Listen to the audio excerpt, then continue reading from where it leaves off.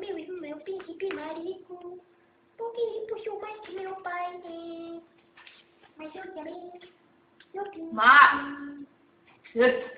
Minha Maria. Ô, deixa. Virei ele, e aprenda logo a chamar ele de ele. Ah, vai tomar uma botada de dói. Você não vai ajudar a madrinha a ter dó?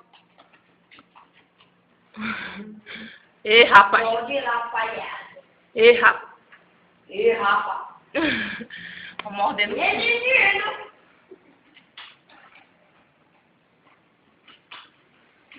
Gente. A mamãe não tá nem pra gente. Minha irmã, ela tá com toda preocupação agora. Oi, mamãe. Oi, direito. Beca feia? Camila horrível. Oi, gente, caralho. Legal esse cara.